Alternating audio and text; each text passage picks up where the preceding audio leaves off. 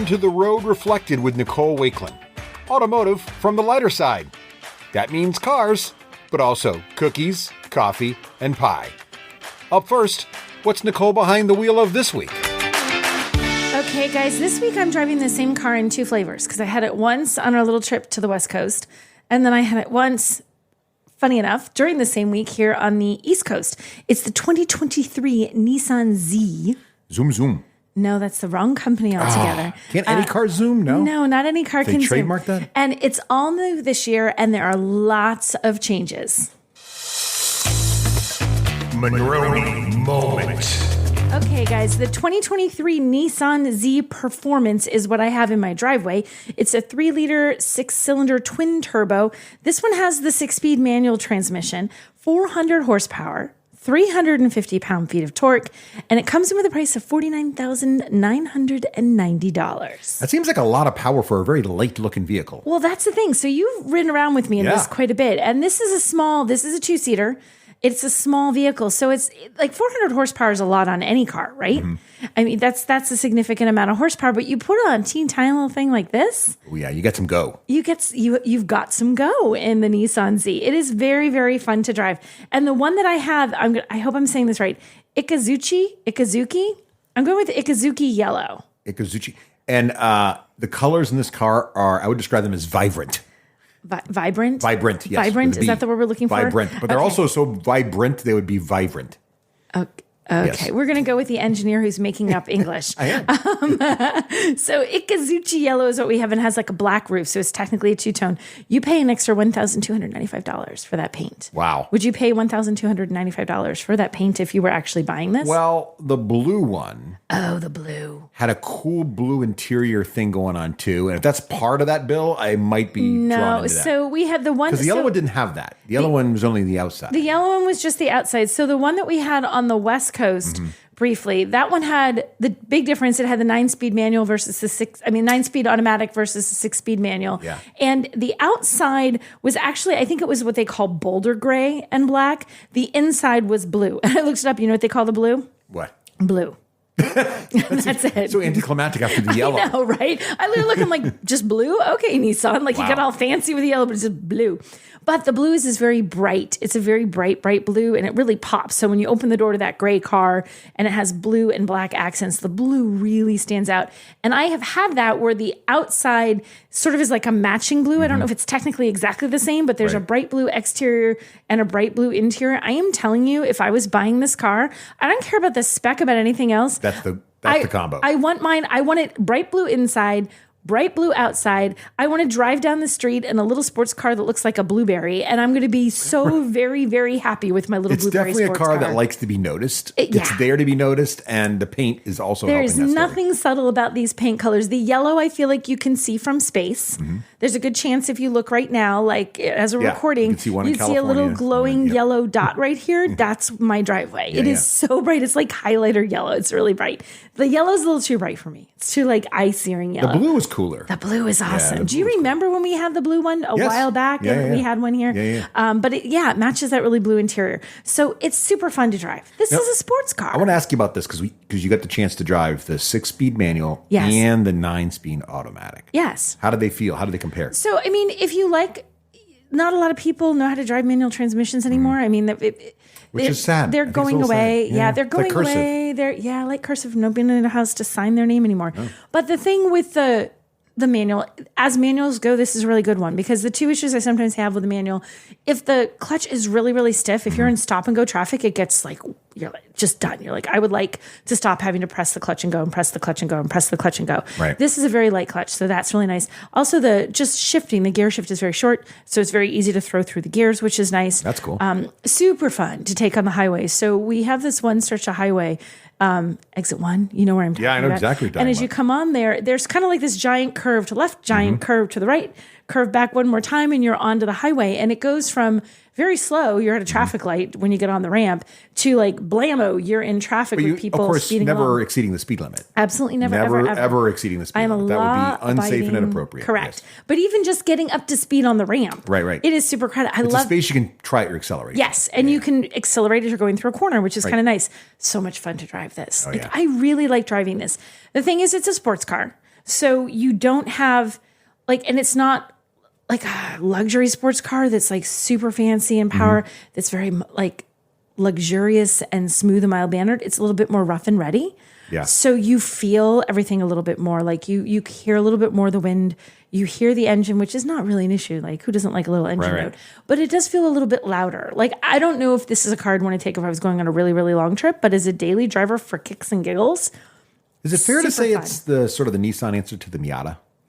Kind of, except the Miata vibe. Well, but the Miata is a convertible. Well, that's one part that's missing. Small difference. But it's really no backseat. No, but it's It's a two-seater. It's clearly a sports car. Right. It's the same. It's all the about same, power to weight ratio. Same kind of person's probably going to look at the Miata. That's going to look at the Z.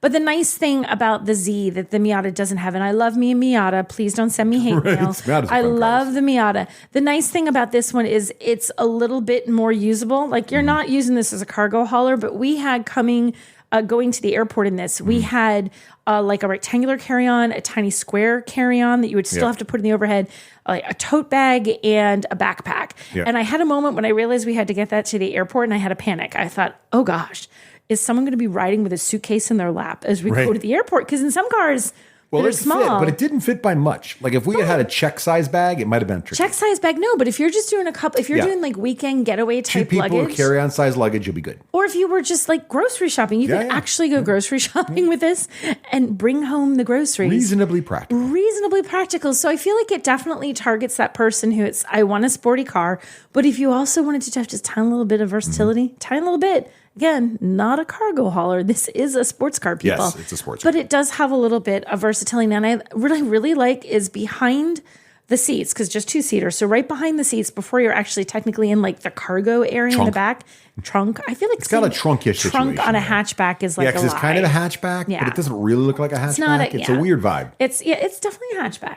Okay. I don't think it looks like it's a sedan. I mean, it's no, but it's got this. The hatchback is like just the hatch.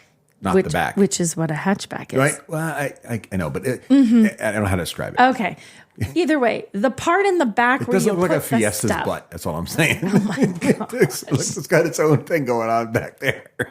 Oh my gosh. You're not allowed to use that as an audio clip. I think it will be. Come on, Russ. But what I was trying to get at before you went off the rails is that there's a spot behind the rear seats. There's like a little area that's maybe, I don't know, like a foot long and half a foot wide, like the size of an 8.5 by 11 piece of paper. It's like a little shelf kind of thing. So if you just wanted to toss your wallet back there, or like we had a loaf of bread, it perfectly held a loaf of challah bread. It's just enough room for a wallet. It's exactly how big it is. No, I put a whole loaf of challah bread back there, people, and it has a little edge.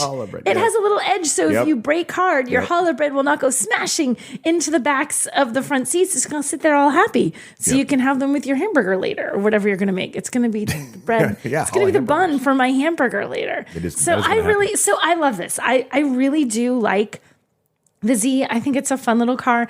It's an enthusiast car. So if you're not someone who's an enthusiast, this isn't the car for you. But if you're an enthusiast and you're looking for... Well, the only negative I would say... What?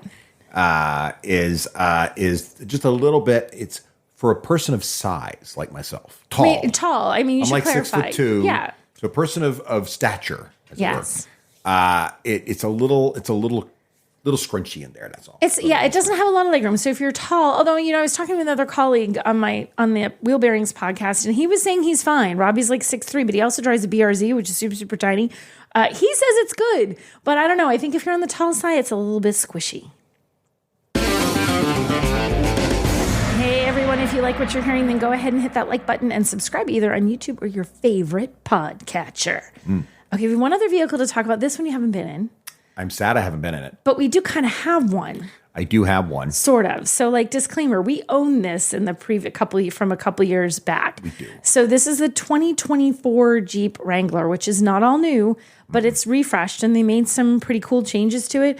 We have a 2022 Jeep Wrangler 4xe, which is the plug-in hybrid for people who don't know what a 4xe is. Instead of 4X4 for 4x4, it's 4xe.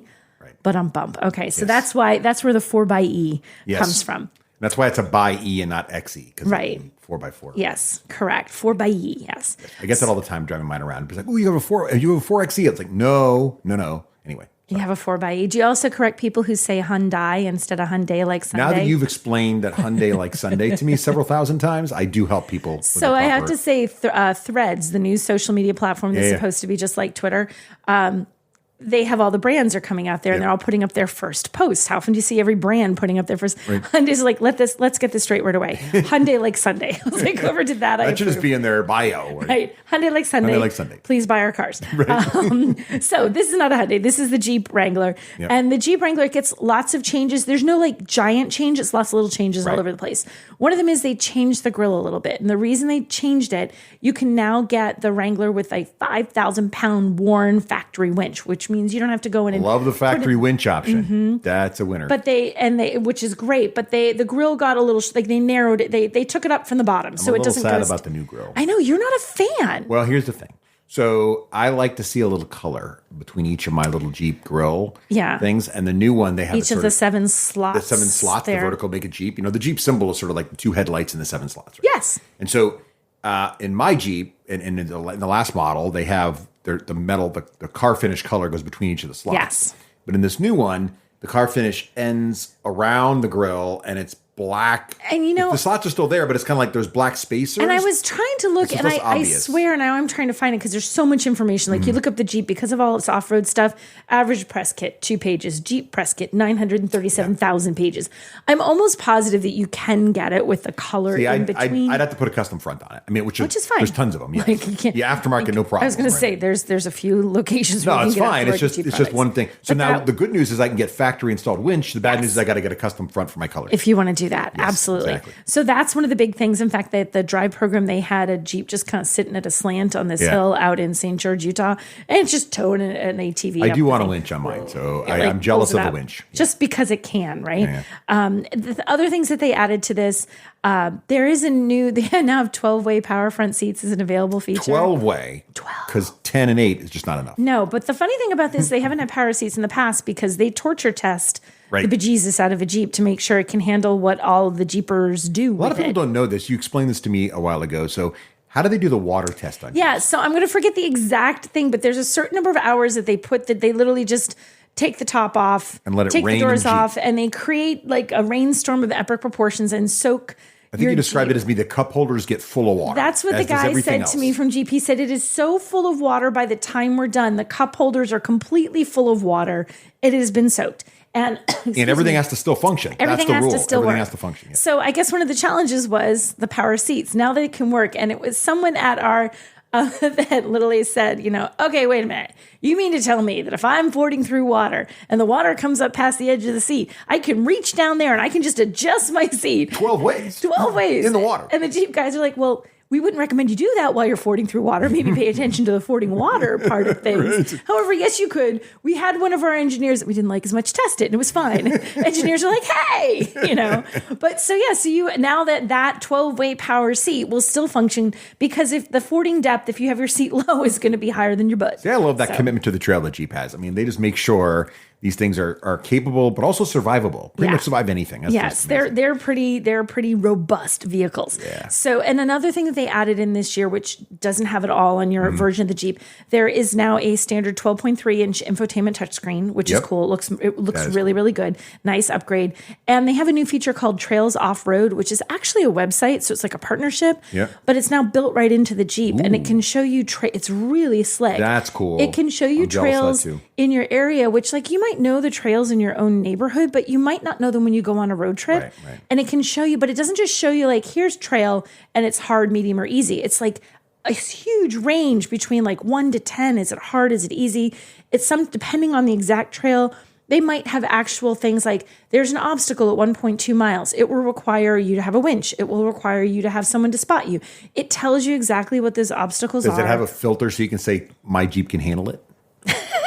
It's not always a matter of the Jeep. Sometimes. Well, I know driver skill, but if I don't have a winch and the trail they recommend a winch on, for example. Okay, well, I think you would look as soon as you look, it would tell you. Amount of height clearance. Yeah, as soon as it would tell you, you would need to have this much. You would need to, and you can look and go, well, my Jeep doesn't have that. Cool. Filter me down. That's cool. Yeah. That's awesome. I'd love to have that. And it shows it right there. Cool. And they the route that they made for us to drive, they actually created a little trails cool. off so that we could see how it worked.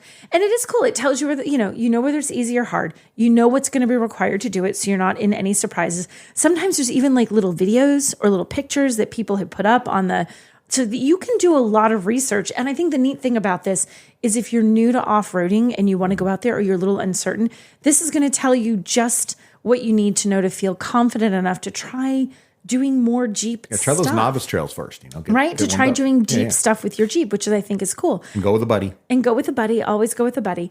They made some improvements to the PHEV too, to the 4xe. There's better regenerative braking, so you get a little back more range. And overall, they made it a little quieter. Now, I think this is probably not going to be something that everybody might notice, but I made sure I got exactly the same one that we have in our driveway, but the 2024 version. To test it, I'm okay, this is as apples to apples as it can get. Red? It wasn't red. Well, that's where it was like maybe different flavors of apples. But it was quieter. Like when I got was it really? When I got it up to speed, like at highway speeds, which is where you really notice it. It wasn't like suddenly it was like driving something that had a fixed roof, but it was a little bit quieter. Was this one with the one-touch sky roof and everything? Yeah, the Sky. I think they call it Sky One Touch, which isn't the removable roof. It's the one that slides back like a giant accordion. One button push, which is awesome. But of course, you basically have a canvas on the roof of your car, so it doesn't block a lot of noise. Right. But it was noted because they put stuff like I want to say they put stuff in the 8 pillars and they did different things. You can notice it if you. I don't know how well you would notice it if you're just average Joe who didn't have. But compared to like my vehicle, when I compared it to yours, I could notice. That's nice because I'm a Jeeper, and we just know that road noise is part of owning a Jeep. Right. That's just part of the. And they also, and I didn't get to test this, but I'm anxious to test it. They've changed how the microphones for your voice calls work. Oh. So sometimes it can be a little hard to hear. Like when you call me, sometimes I'm like, oh God, he's on the highway, and I can hear a lot of noise in the background. This is supposed to make that better. The microphone's supposed to be better at picking up your voice and not all the ambient noise around you. So that's kind of a new thing. The other thing that I got to drive for the first time, and it's not even new, it's just new to me, somehow I have missed it, was the Rubicon 392. What's that do? It has a 6.4 liter V8 in a Jeep. I'm going to say this, and I say this with all the love in the world. Jeep, this is actually stupid that you made this. Ridiculous. No.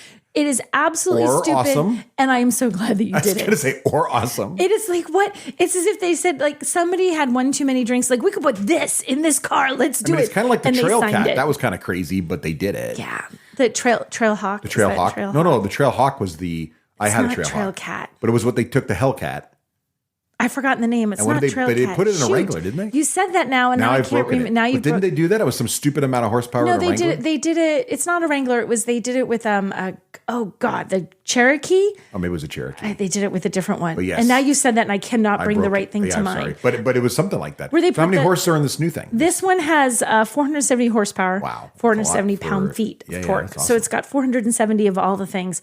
It is so much fun to drive, and it's loud. There's a button you can make the exhaust louder. Just to make it louder. I feel like here's the quiet one, and here's the intentionally not quiet one. Like why you would buy this and not be like that button all the time? Exactly. What's wrong with you? And it had beautiful interior, bright, vibrant colors. I mean, it's great because like I can do all the Jeep things. I can go off road, and then I can drive race on the highway and go to your local track. Right? It's really cool. So I like what they did with the new Wrangler. I think like I said, it's not all new. Mm-hmm. It's still the same Wrangler. It's like a mid-cycle refresh. So there's little changes all over the place to make it a little bit better, which is exactly what a mid-cycle is supposed to do. It's supposed to take the car and not like, okay, we haven't done everything, but we've done some stuff that makes it cooler.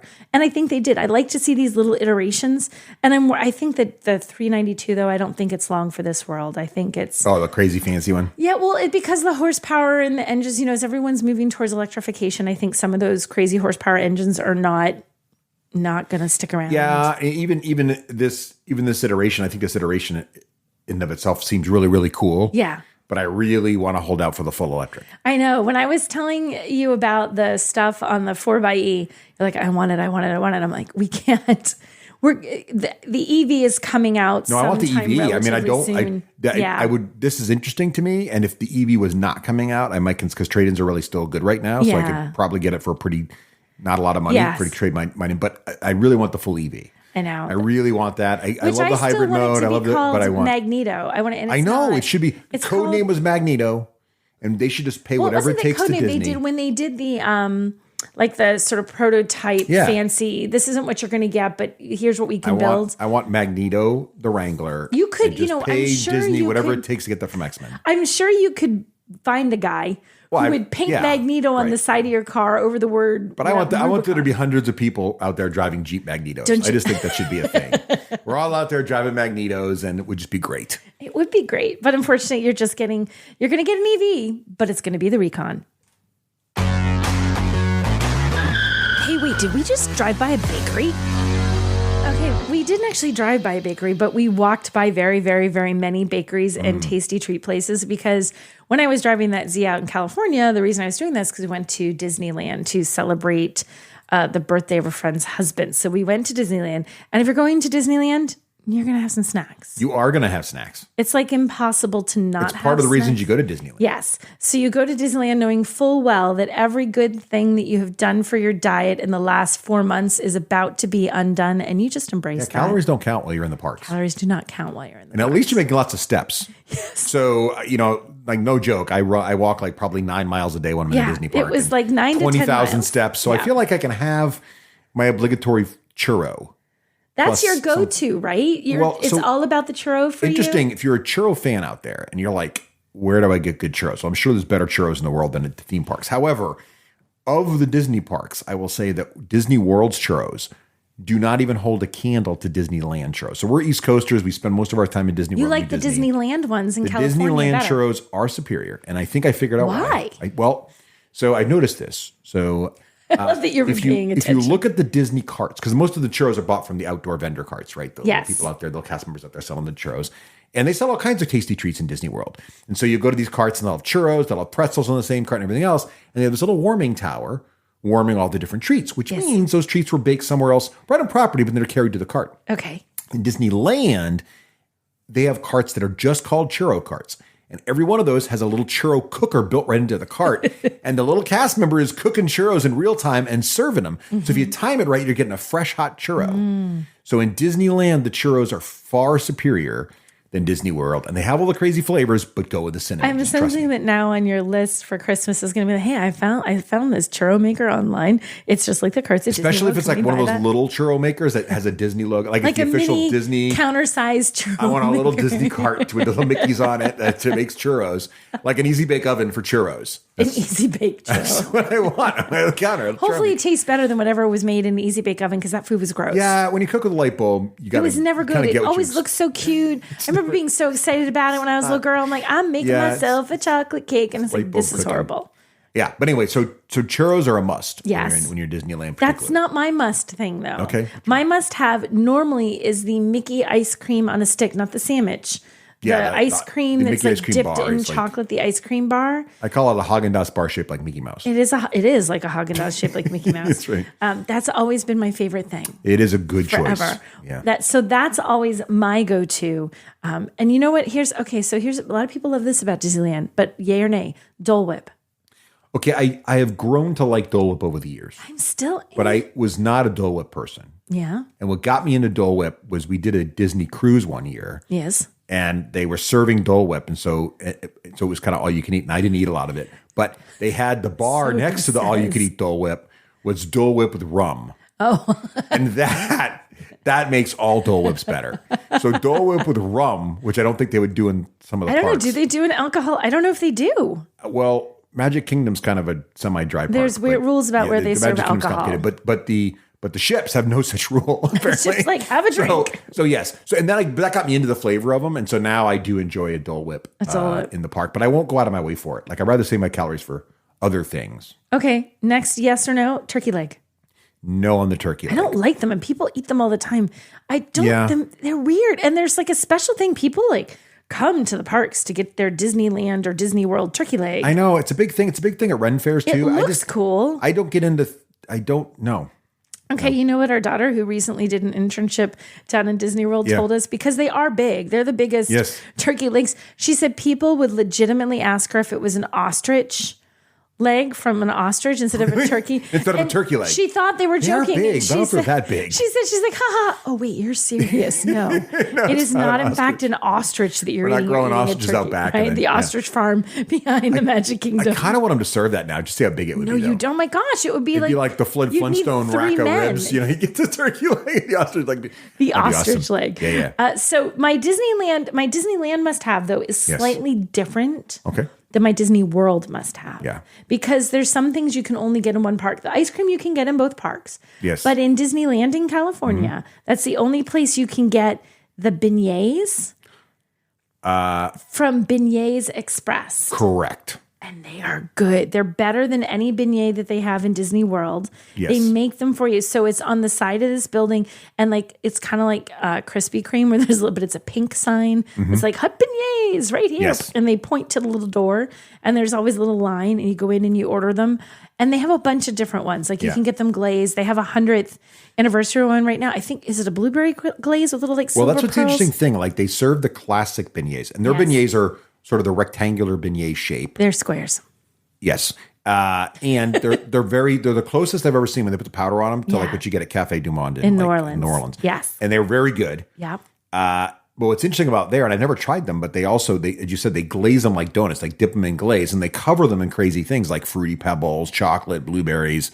I feel like I feel like if I lived there, I'd be trying all the beignets. But if I'm only having one beignet because I can't eat I do have an interesting question. So you are correct that for the beignet flavor, like an actual closer you get to New Orleans beignets, the ones in Disneyland are superior to the ones in Disney World. However, the ones in Disney World, which are only available, as far as I know, at the Port Orleans Hotel. I believe that's correct. There's a bakery. Yes. Those are shaped like Mickey Mouse. And I'm going to throw out a theory here that foods shaped like things, particularly Mickey Mouse. Yes. For example, the Mickey Mouse ice cream bar. Is that really a significantly tastier ice cream bar than the Haagen-Dazs chocolate-covered vanilla ice cream bar? No. I don't know, but it's shaped like Mickey Mouse, so yes. So the shape of the food does impact it. The Mickey shape somehow, like red cars go faster. Yes. They just do. And for listeners out there saying, no way, the shape doesn't matter, go watch Gordon Ramsay and MasterChef and hear them say, you eat with your eyes.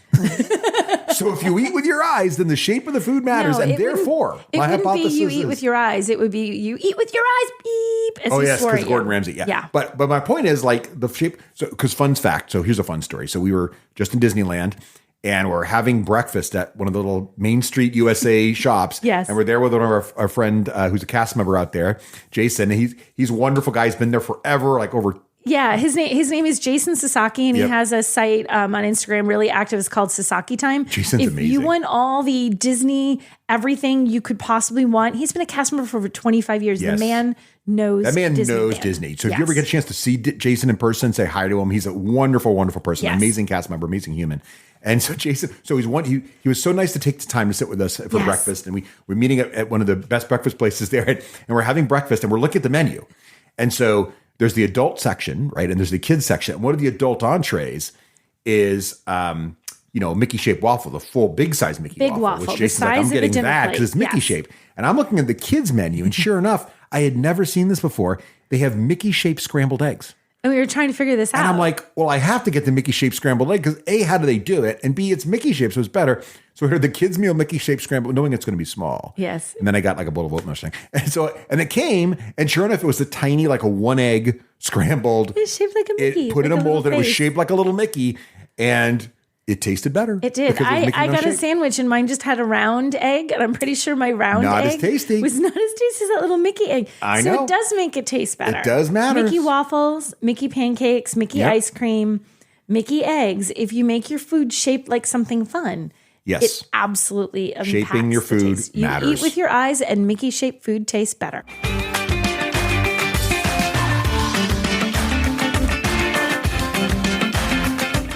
Thanks for listening to The Road Reflected. To follow more of Nicole Wakeland's adventures, head on over to NicoleWakeland.com.